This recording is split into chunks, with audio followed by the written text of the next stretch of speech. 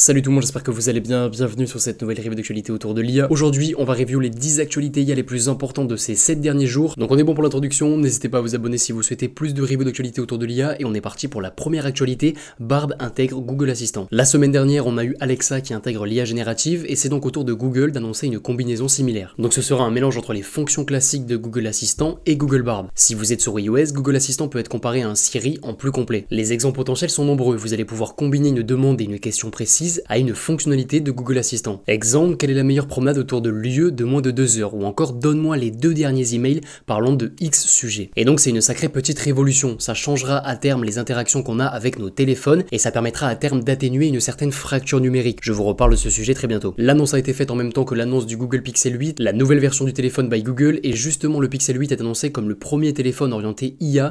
Aucune révolution vraiment notable du côté du téléphone, mais de très nombreuses fonctionnalités IA font leur apparition, comme par exemple le fait de prendre plusieurs photos et de combiner les meilleures prises. Prochaine news, Epic AI photo de classe. Donc c'est une application qui fait énormément de bruit ces derniers jours. Le but de l'application, vous envoyez une dizaine de selfies et vous obtenez plusieurs dizaines de photos dans le style des années 80. Une tendance a rapidement émergé sur TikTok et Instagram, 7 € pour 60 photos. L'application a été build par un studio sud-coréen et l'application est actuellement numéro 1 des téléchargements iOS et Android. Ce qui est intéressant derrière cette percée, c'est l'adoption positive de l'IA à grande échelle par le grand public. Il y a quelques années, les craintes autour d'une application de ce type auraient pris le dessus sur le buzz, mais ce n'est plus le cas actuellement. Donc c'est positif pour les studios d'application et les développeurs, mais c'est dangereux pour deux raisons. La frontière du réel s'efface progressivement et ça peut être dangereux une adoption aussi rapide d'une technologie sans un recul de quelques semaines. Ok, donc prochaine actualité, review de la première alternative à ChatGPT Vision. Le nom de l'alternative est Java 1.5. Juste ici, vous avez une web app qui vous permet d'utiliser Java. Donc je vous le disais dans la vidéo GPT Vision, l'analyse d'image n'est pas une révolution, mais Java franchit une étape dans la quantité de détails analysés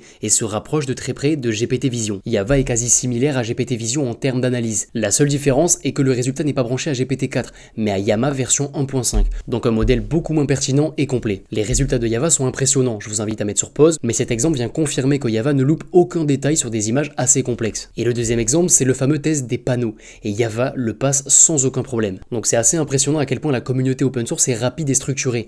Un modèle, Hugging Face l'héberge, les influenceurs X s'emparent de l'outil, et je vous en parle sur la chaîne. ChatGPT Vision semblerait mettre du temps à arriver en Europe, car OpenAI souhaite être totalement ok avec les différentes règles et normes de l'Union européenne. Les problèmes sont rapidement réglés à ce niveau, mais un déploiement mi-octobre semble assez compliqué. Prochaine actualité, Canva lance Studio Magic, une suite d'outils alimentés par l'IA. La première nouveauté, c'est le partenariat entre Runway et Canva, qui vise à proposer un outil texte ou vidéo directement dans Canva. Ensuite, on a l'agrandissement magique, agrandissement de la photo et possibilité de remplir une nouvelle zone. Gomme magique, possibilité de supprimer un ou plusieurs éléments d'une photo. Ensuite, on a l'édition magique. L'outil permet d'intégrer un nouvel élément dans une photo ou de modifier un élément existant en fonction d'un prompt. Et on a également de nombreuses nouveautés sur la manipulation et la génération de texte, et vous avez toutes les autres nouveautés sur le blog du modérateur, je vous mets l'article en description. Prochaine actualité, et c'est très lié à Canva, Adobe fait fuiter le projet Stardust. Donc Stardust, c'est un logiciel d'édition de photos qui offre une segmentation des objets dans l'image et la possibilité d'indiquer en langage naturel l'action à réaliser avec chaque objet, modification, transformation ou suppression. Donc Stardust, c'est un mélange entre les nouveautés Canva et ce que propose le nouveau Photoshop. Ensuite, OpenAI offre la possibilité de fine-tuner un modèle en no-code total. Donc je vais enfin avoir assez d'éléments pour vous faire une vidéo dédiée au fine-tuning, et n'hésitez pas à venir sur le Discord